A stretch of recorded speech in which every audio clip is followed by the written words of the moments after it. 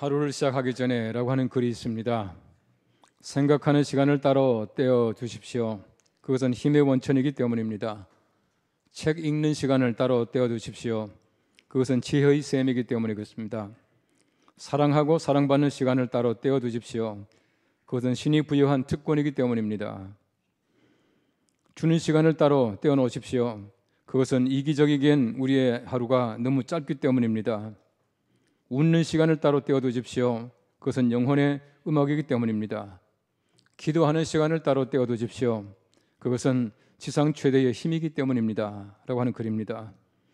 이 글 읽을 때마다 마음속에 힘이 솟고 또 새로운 다짐을 가지게 되는 것을 저는 느끼고 있습니다. 우리가 한 해를 시작하기 전에 어떤 생각을 하고 또 무엇을 가지고 있는가 하는 것은 우리가 한 해를 사는데 굉장히 중요한 삶의 원칙이라고 생각합니다. 우리가 하루를 시작하기 전에 하나님께서는 우리의 시작인 것을 마음속에 느끼면서 하나님께서 우리의 모든 삶을 주관하시는 우리의 시작 되신다는 것을 느끼는 것이 가장 중요하다고 생각합니다. 우리 신약 성경 말씀이 가르치고 있는 시간 개념은 선형 시간 개념이라 그렇게 말합니다. 직선적인 시간관을 가지고 있다고 하는 것입니다. 성경 말씀이 가르치는 창조라고 하는 것은 하나님의 창조라고 하는 것은 하나님의 시작점입니다. 그리고 예수님께서 이 땅에 오셔서 죽으시고 부활하신 것은 결정적인 중간점이라 말합니다. 우리 예수님 다시 오시는 그날을 종착점이라 그렇게 말하고 있습니다. 성경 말씀이 가르치는 것은 분명한 시작이고 분명한 종점, 마지막이 있다고 하는 것을 가르치고 있는 것입니다. 이에 반해서 순환적인 시간관이라고 하는 것이 있습니다. 시간이라고 하는 것은 항상 순환된다고 하는 것이 원자의 운동이라든지 천체 운동 같은 것을 보면은 순환하고 있는데 이런 것이 바로 우리가 살아가는 시간이다 라고 그렇게 말하고 있습니다. 일정한 변화에 따라서 순환한다는 것입니다. 우리가 밤이 지나면 낮이 오고 또 봄, 여름, 가을, 겨울이 반복되는 것은 바로 순환적인 시간 개념 속에서 생각할 수 있는 것이다 그렇게 말하고 있는 것입니다. 그런데 직선적인 시간관과 순환적인 시간관을 합쳐서 나선형 시간관이라고 하는 게 있습니다. 계속해서 순환하면서 마지막을 향해서 나아가고 있다 그렇게 말하고 있는 것입니다. 어쨌든 성경 말씀이 가르치는 것은 하나님은 시작이시고 동시에 마침, 종착역이라고 하는 것을 성경 말씀은 분명히 말하고 있는 것입니다. 우리 개인의 삶이 마찬가지입니다. 내 개인의 삶이라고 하는 것도 하나님이 시작하시고 하나님께서 마치게 하십니다. 우리 모든 인류뿐만 아니라 하나님께서 만드신 모든 것들의 시작은 하나님이시고 동시에 하나님께서 끝나게 해주시는 것을 분명히 알고 있습니다. 잠언 8장 22절 말씀에는 말합니다. 여호와께서 그 조화의 시작 곧 태초에 일하시기 전에 나를 가지셨으며 라고 말하고 있습니다. 여러분께서 언제 이 땅에 태어났습니까? 언제 생겼습니까? 내가 내 어머니 뱃속에서 생길 때가 내가 생긴 것이 아니고 성경 말씀 말하기를 태초에 하나님께서 나를 가지셨다 말하고 있습니다. 하나님께서는 태초에 이미 나를 가지고 계신 것이에요. 내가 언제 생겼습니까? 하나님께서는 태초에 나를 이미 생기게 만드셨다 그렇게 말하고 있는 것입니다. 어머니 뱃속이 아니라 태초에 이미 하나님께서 나를 가지게 하신 것입니다. 하나님께서 나의 시작입니다. 모든 세상의 시작인과 동시에 하나님께서는 나를 만드신 나의 시작이신 것을 성경 말씀이 가르치고 있는 것입니다. 아마 모든 분들이 무엇인가 시작할 때에 희망 가운데 시작할 겁니다. 절망 가운데 시작하고 절망인 줄 알면서 가는 사람은 거의 없을 것입니다. 우리 공부를 시작할 때에 마음속에 기대감을 가지고 시작을 합니다. 이 사업을 할 때에 망할 계획을 가지고 하는 것이 아니라 잘 될 것을 계획하면서 시작을 합니다. 우리 길을 떠날 때 마찬가지입니다. 항상 기대감을 가지고 우리가 알 수 없는 그 길을 가게 되는 것입니다. 하나님께서는 바로 우리들에게 이런 시작점을 허락하시고 시작하게 만들어주시는 것입니다. 오늘 성경 말씀에 보시면 복음의 시작이라고 하는 말이 나옵니다. 이 복음의 시작이라고 하는 것은 복음이 시작됨으로 말미암아 인류에게는 소망이 생기게 되었고 우리에게는 구원이 생기게 되었다라고 하는 말입니다. 하나님께서 복음을 시작하심으로 말미암아 비로소 우리 인간에게 구원이 시작되었고 구원의 소망을 가지게 하셨다는 것을 말씀해주고 있는 것입니다.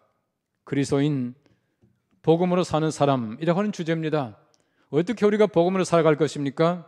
복음으로 시작하고 복음 가운데서 우리가 마칠 수 있는 삶을 살아가야 복음으로 사는 사람들입니다. 오늘 복음의 시작이라고 하는 귀한 말씀을 통해서 다시 한번 우리가 은혜 속에서 우리가 시작하는 귀한 이점에 하나님께서 은혜를 베풀어 주시고 우리가 하나님의 거룩한 복음 속에 살아갈 수 있는 능력의 사람들 되시기를 간절히 바랍니다. 오늘 성경 말씀 첫째는 말합니다. 복음의 시작은 하나님의 아들 예수 그리스도이십니다 라고 말하고 있습니다. 오늘 보면 마가복음 1장 1절 말씀 말합니다. 하나님의 아들 예수 그리스도의 복음의 시작이라 라고 말하고 있습니다. 제가 자주 얘기하지만은 복음이 무엇입니까? 복음은 예수 그리스도이십니다. 마태, 마가, 누가, 요한 복음의 주제가 예수 그리스도이고 바로 주제라고 하는 것은 마태, 마가, 누가, 요한 복음의 바로 주인공이 예수님인 동시에 복음이 예수님이다 라고 하는 사실을 얘기해 주고 있는 것이에요. 복음은 예수님이십니다. 복음서가 가르치고 있는 것이 무엇입니까? 예수님이 오신 것이 복음이에요. 예수님 말씀이 복음입니다. 예수님이 죽으심이 복음이에요. 예수님께서 부활하심이 복음이고 다시 오심이 복음입니다. 이 모든 것 전체가 예수 그리스도를 얘기하고 있는 것입니다. 그러므로 복음이 무엇이겠습니까? 예수님께서 오심으로 말미암아 복음이 시작된 겁니다. 예수 그리스도가 복음의 시작이라고 그렇게 말하고 있는 것이에요. 오늘 성경 말씀이 가르치는 시작이라고 하는 것은 참 묘한 말입니다. 우리 성경 말씀에는 마가복음에는 하나님의 아들 이렇게 시작하지만은 원문 헬라어 성경 말씀에는 보시면은 시작이라고 하는 말이 제일 먼저 나옵니다. 시작은 이렇게 말하고 있습니다. 아르케라고 하는 헬라 말입니다. 여러분 잘 아시는 대로 아르케라고 하는 것은 처음을 얘기합니다. 아무것도 없는 시대에 처음으로 생긴 것을 아르케라고 말하고 있는데 성경 말씀이 가르치는 것은 예수 그리스도가 오기 전까지는 시작이 아니라고 하는 얘기입니다. 복음이 아니라고 하는 얘기예요. 문자적으로 말하면 복음이라고 하는 것은 기쁜 소식입니다. 예수님 오시기 전에는 기쁜 소식이 아니에요. 율법 보십시오. 바울은 로마서 7장 말씀이 말하기를 내가 계명으로 말미암아 죽게 되었다 말합니다. 죄를 더 알게 되었다 말하고 있어요. 여러분 계명이라고 하는 것은 점점 더 죄 속에 빠지게 만듭니다. 율법 그 자체가 점점 사람들로 하여금 죄를 짓게 만드는데 예수님께서 오심으로 말미암아 율법의 시대가 끝나게 되고 복음의 시대, 다시금 하나님의 거룩한 은혜의 시대가 시작되게 되는 것이에요. 복음의 시작이라고 하는 것은 기쁜 소식의 시작은 율법이 그치고 예수 그리스도의 복음이 시작됐다고 하는 그런 뜻입니다.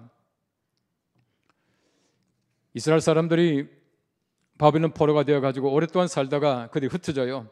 많은 사람들이 돌아갔지만 다 돌아간 것이 아니고 남아있던 사람들이 있습니다. 이 사람들이 이끌어서 디아스포라 그렇게 말합니다. 이 디아스포라들이 굉장히 많은 곳에 흩어져 살아요.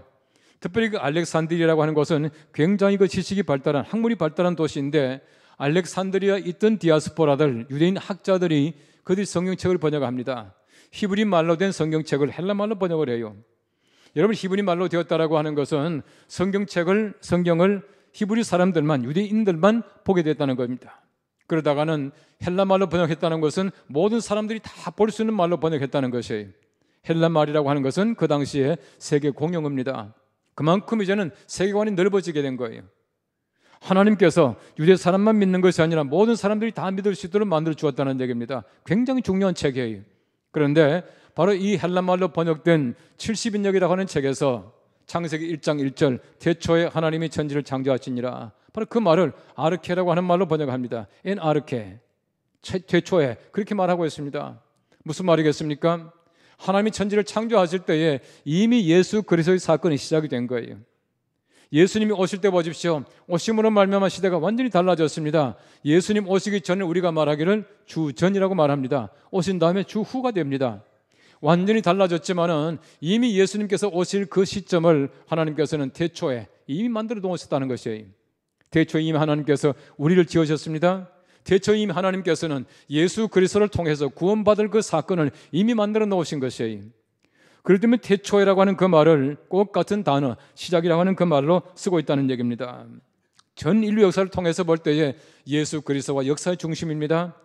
아무리 많은 사람들이 있다고 하더라도, 아무리 많은 사건들이 있다고 하더라도 그것이 우리들에게 중요한 것이 아니에요. 예수 그리스도, 바로 그분, 예수 그리스도의 사건, 이것이야말로 우리들에게는 굉장히 중요합니다. 이걸 외에 어떤 것들도 우리에게 참 구원을 주는 것이 없다고 하는 사실을 꼭 우리가 알아야 합니다. 예수 그리스도가 중심이며 예수 그리스도가 우리의 삶의 복음의 시작이라고 하는 것입니다. 레오나르도 다빈치가 43살의 이탈리아 밀라노에서 이 로드비 공이라고 하는 사람이 부탁한 조의 만찬이라고 하는 그림을 그리게 됩니다. 이 조의 만찬을 그리게 되는데 아주 멋있게 그렸습니다. 예수님을 제일 한가운데 두시고 그 다음엔 6 제자식 양쪽에 이렇게 있는 그림을 그렸습니다. 원래 그림은 예수님께서 은잔을 이렇게 들고 있는 그림이었다고 그래요. 너무너무 그림이 아름답습니다. 다 완성한 다음에 절친한 친구들을 초청했습니다. 초청해서 내 그림이 어떤지 좀 봐주라고, 잘된 것과 못된 것을 지적해달라고 부탁을 했습니다. 어떤 한 친구가 말합니다. 너무너무 멋있게 잘 그렸다고, 완벽한 작품이라고, 예수님 손에 들리는 은잔이 얼마나 아름답게 섬세하게 잘 그렸는지 정말 빛이 난다고 그렇게 말을 했습니다. 그 다빈치가 말합니다. 예수 그리스도 외에 어떤 것도 중심이 될 수가 없다 하면서 그 말을 듣고는 은잔을 다 지워버렸다는 거예요. 그 저희 만찬에 보시면은 은잔이 없습니다. 예수 그리스도 외에 어떤 것들도 다른 사람들의 관심을 가져야 할 대상이 아니라고 하는 얘기입니다. 예수 그리스도가 중심입니다. 예수님이 시작입니다. 예수 그리스도께서 시작하심으로 말미암아 우리 그 복음을 통해서 구원받게 되는 것입니다. 아무리 많은 사람들이 좋은 얘기를 했다고 하더라도, 구약의 선지자가 위대한 하나님 말씀을 전했다고 하더라도 이것 때문에 구원받는 것이 아닙니다. 우리 구원은 예수 그리스도의 복음에 있다는 사실을 지적해주고 있는 것입니다. 이 복음의 시작이라고 하는 것은 우리 개인에게 마찬가지입니다. 예수님께서 복음을 시작하심으로 말미암아 우리에게도 마찬가지로 예수 그리스도가 들어오는 그 순간, 복음을 믿는 그 순간이 우리 삶의 시작이에요. 내가 이전에 아무리 아름다운 삶을 살았다고 하더라도 예수 그리스도가 없는 그 삶은 시작이 아니에요. 예수 그리스도, 그분이 내 마음속에 오심으로 말미암아 우리가 비로소 복음적인 삶을 시작하게 되는 것입니다. 우리 삶의 진정한 시작이 바로 거기에 있다고 하는 것이에요. 여러분, 사도 바울을 보십시오. 바울이 예수님 만나기 전에 얼마나 예수 믿는 사람들을 많이 박해했습니까? 얼마나 많이 잡아갔습니까? 얼마나 교회를 많이 핍박했습니까? 그럼에도 불구하고 바울은 말합니다. 로마서 1장 말씀 말하기를 내가 어머니 뱃속에서 모태에서 하나님께서 나를 택정하셨습니다 라고 고백을 하고 있습니다. 하나님께서 이미 어머니 뱃속에서부터 바울을 택정하셨는데 그동안에 얼마나 많이 핍박했습니까? 예수님 만나기 전의 삶이라고 하는 것은 진정한 삶이 아니에요. 다메섹에서 예수님 만난 다음부터 그 삶이야말로 바울의 자기 삶이었습니다. 진정한 삶이었고 복음의 삶이었다고 하는 것을 얘기해 주고 있는 것입니다. 베드로 마찬가지였습니다. 베드로가 얼마나 열심히 했습니까? 얼마나 참 좋은 사람이었습니까? 열정적인 사람이었습니다. 그러나 바로 갈릴리 바다에서 예수님 만나기 전까지는 자기 삶의 온전한 시작이 아니에요. 예수님 만남으로 말미암아 자기 가진 모든 것 다 버려두고 예수를 쫓아갈 때에 그때 진정한 자기의 삶, 복음의 삶을 시작하게 되었다는 것입니다. 우리 모두가 다 마찬가지예요. 우리 믿음의 선조들 보십시오. 모두가 다 마찬가지입니다. 이런 삶을 통해서 하나님께서는 우리들에게 복음의 삶을 시작할 수 있도록 만들어주시는 것이에요.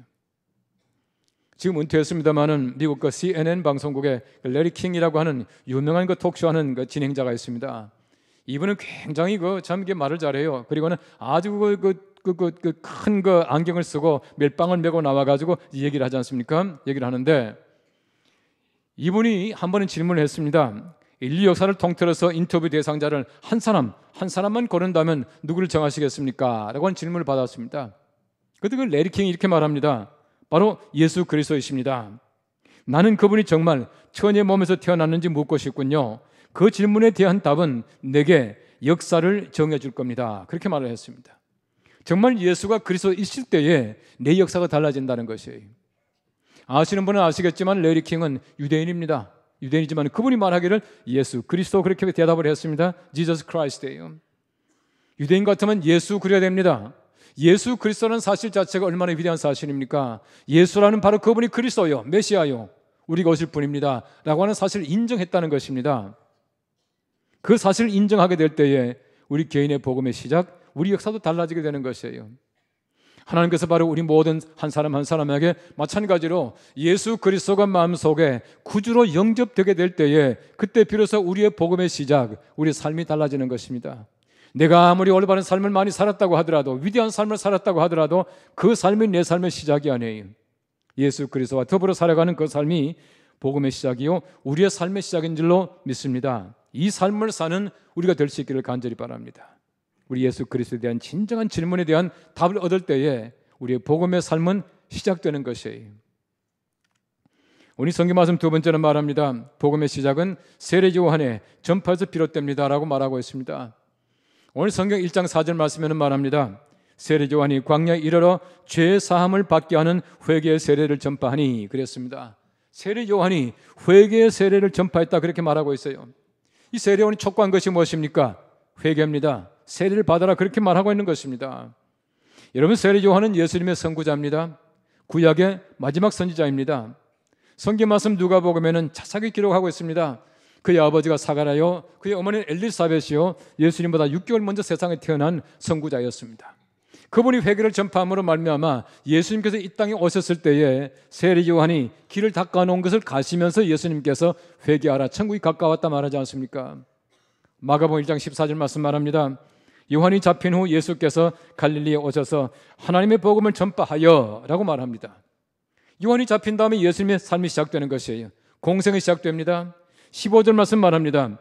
하나님의 나라가 가까이 왔으니 회개하고 복음을 믿으라 했습니다. 회개하고 복음을 믿으라, 그 말이 언제 나왔습니까? 세리 요한이 잡힌 다음에 예수님께서 갈릴리에 오셔서 비로소 회개의 복음을 전파하셨다, 그렇게 말하고 있어요. 시작이었습니다. 근데 보십시오. 시작하기 전에 이 세리 요한이 이미 길을 닦아 놓았습니다. 회개를 선포하고 예수님께서는 회개하라, 복음을 믿으라, 그렇게 말씀하고 있는 것이에요.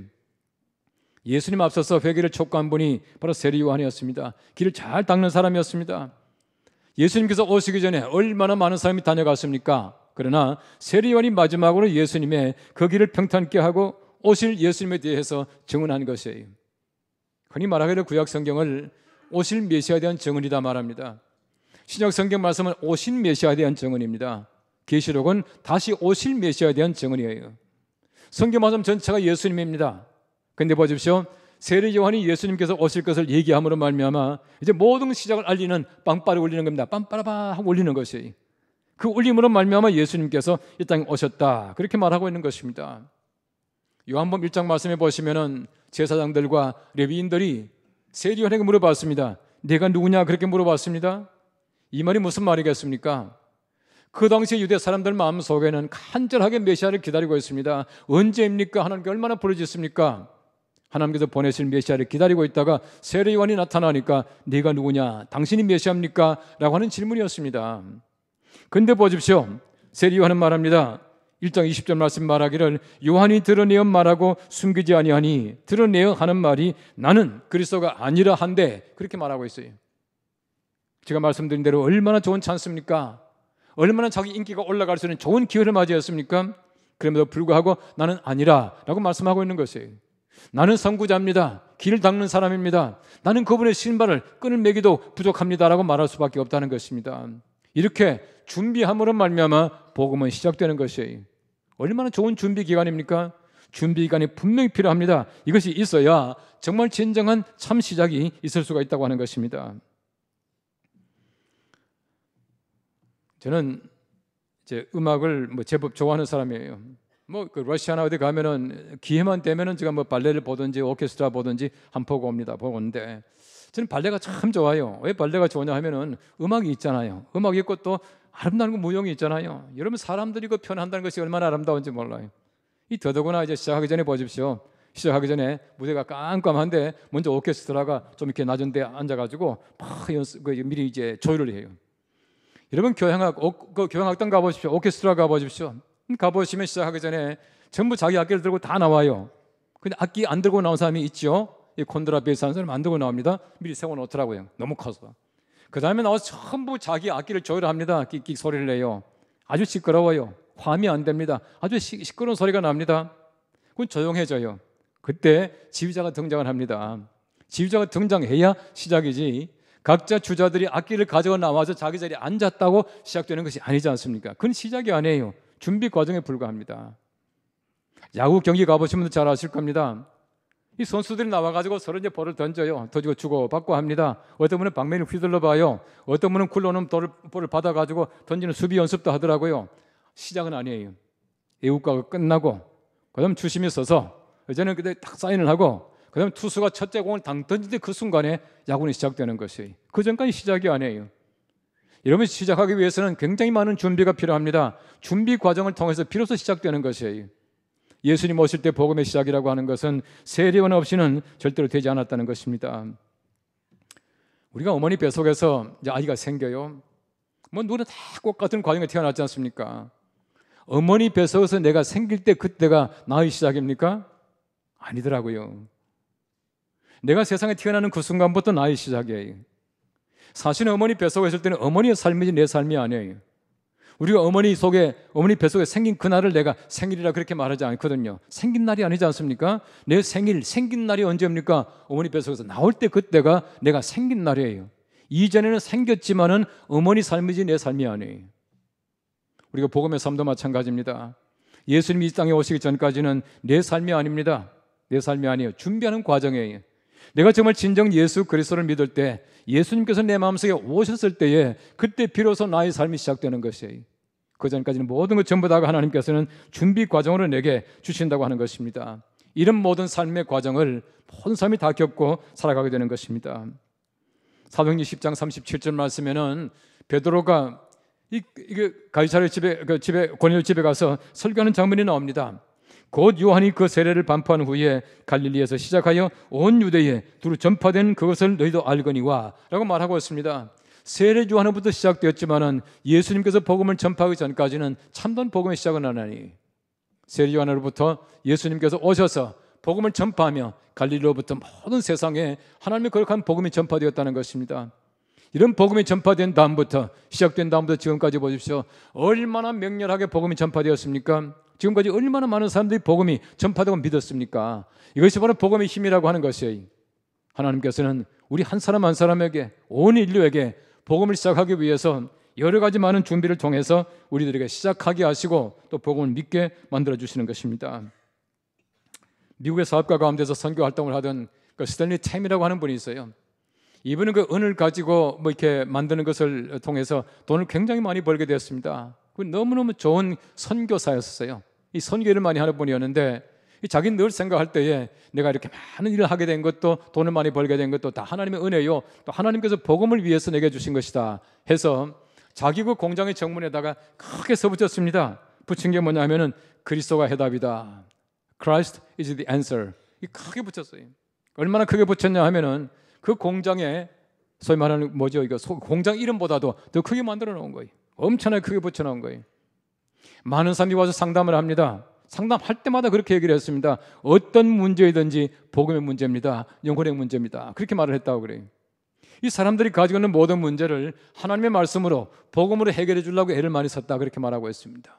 복음이야말로 우리의 해답입니다. 복음이 들어온 사람들에게는 모든 문제가 해결될 수가 있습니다. 우리 모두가 다 마찬가지입니다. 내 속에 예수 그리스도가 복음이 들어오기 전까지는 우린 참다운 삶이 아니에요. 내 속에 예수 그리스도 복음이 들어옴으로 말미암아 복음의 시작이 내 삶의 진정한 시작이에요. 수많은 사람들이 연습하고 준비하고 기다리다가 예수 그리스도께서 마음에 들어오시는 그 순간에 비로소 복음의 시작이요 내 삶의 진정한 삶을 시작하게 되는 것이에요. 월남이 공산화되고 통일된 다음에 수많은 사람들이 흔히 말하는 그 난민들이 생겼습니다. 이 보트 피플이라는 사람들이 많이 생겼어요. 그때 많은 사람들이 이제 배를 타고는 다른 나라로 이제 난민이 되어 흩어져 나갔던 것이에요. 어떤 기록을 보니까 그런 말이 있어요. 어떤 가족이 이제 밤중에 야반에 배를 타고 이제 도망가기 위해서 이 밤에 보트에 올라탔습니다. 열심히 저었습니다. 열심히 저었는데 아침에 환하게 밝아 오는데 보니까 밝아 오는 그 광경을 보고는 아주 경악을 합니다. 왜 경악했냐면은 꼼짝도 하지 않고 제자리에 걸어매요. 정말 얼마나 급하게 도망가려고 했던지 열심히 노는 저었지만은 밧줄을 풀지 않고 열심히 노만 저었다는 거예요. 밤새도록 저었지만은 도망가지 못했습니다. 가지 못하고 제자리에 걸어맸대요. 여러분, 적어도 우리가 새로운 삶을 살기 위해서는 옛 생활과는 고리를 끊어야 합니다. 옛 생활과 얼마나 많은 연결을 가지고 있습니까? 우리 구습과 얼마나 많은 연결을 가지고 있는지 몰라요. 이걸 끊어버리기 전까지는 우린 절대로 새로운 삶을 시작하지 못합니다. 복음의 시작이라고 하는 것은 율법적인 모든 구습을 다 단절히 해버리고 떠나가는 것이에요. 떠나가야 비로소 우리가 새로운 삶을 향해서 행진해 나갈 수가 있습니다. 그 삶이 없이는 절대로 우리가 올바른 삶을 살지 못해요. 아기 낳을 때 보십시오. 아기 낳을 때 보면은 아주 중요한 두 가지를 하더라고요. 하나는 아이가 어머니 뱃속에서 나오자마자 숨쉬게 만들어요. 호흡하게 만듭니다. 이 등을 때리가 울게 만들지 않습니까? 울어야 돼요. 울어야 이제 호흡한다는 얘기예요. 두 번째가 뭡니까? 탯줄을 꺼내야 돼. 이제부터는 어머니 삶이 아니라 어머니와 단절된 삶을 살아가야 합니다. 탯줄을 끊어야 내 스스로가 숨쉬고 내 스스로가 빨아야 하고 내 스스로가 먹고 살아가야 해요. 그렇게 해야 사람이 되는 것입니다. 복음의 시작이 마찬가지예요. 내가 복음을 시작한다라고 하는 것은 정말 세상과는 단절하고 하나님과 호흡해야 합니다. 기도가 필요한 것이 호흡해야 합니다. 세상과는 단절해야 합니다. 옛 생활과 단절해야 새로운 삶이 시작되는 것이에요. 이런 삶을 통해서 우리 속에도 복음의 시작이 가능한 것입니다.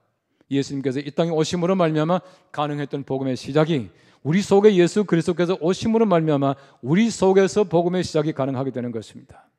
예수 그리스도를 믿는 사람들은 누구나 경험해야 하는 복음의 시작이에요. 우리가 예수 그리스도를 이미 알고 있지만은 예수 그리스도 그 복음이 다시 한번 우리 마음속에 깊이 새겨져서 복음으로 살아가는 새로운 삶의 시작이요 하나님의 거룩한 은총 속에서 한 해 내내 복음으로 살아가는 귀한 주의 백성들 되시기를 간절히 바랍니다. 기도하겠습니다.